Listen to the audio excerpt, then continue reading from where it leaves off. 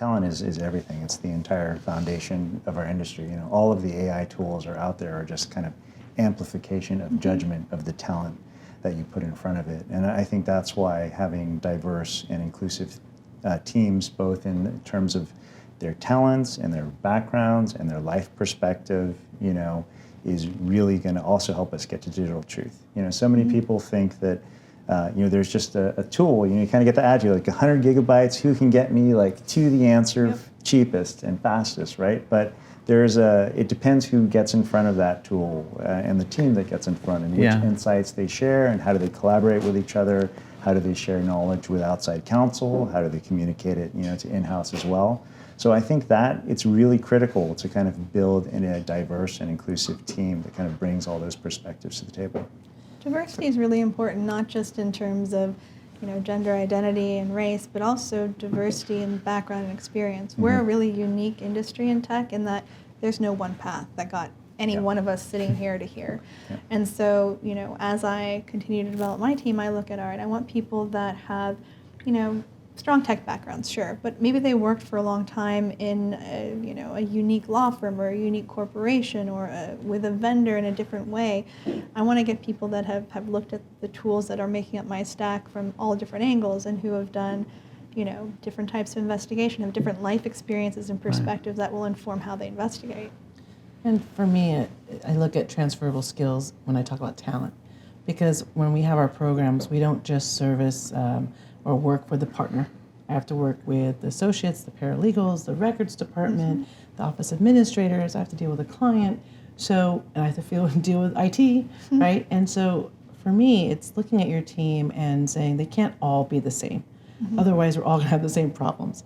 So I look at, like, and I've used this analogy before with a chessboard, right? Everyone has a different skill and a strength, and we've said it before, where I could win with a pawn strategy if I just planned this right?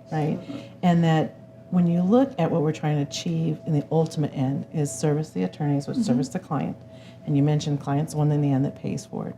So I've looked at how do you know, our supply and demand, there's still no school on what we do. And if I keep trying to hire the talent from one firm to another, the money just keeps jumping. So how can I kind of look at what we do every day in workflow and say, you know what, this burning of disk, which we don't, putting up in a Citrix file share now, you know, requires this kind of talent. And but they have to be meticulous. They have to care about the zeros and ones and make sure they're going to QC this.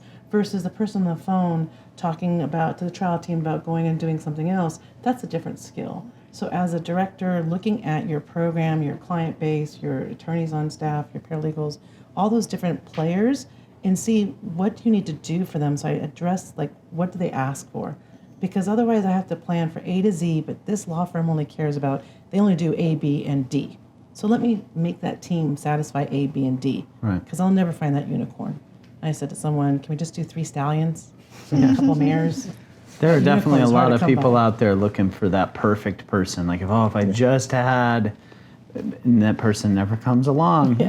Because most people that are at that level don't want to go work at your firm that has some giant hole in it. And that's, I mean, the talent coming out of schools and people with technical backgrounds, I mean, it's fairly easy to recruit, but the challenge I often see is that keeping the work interesting enough for them.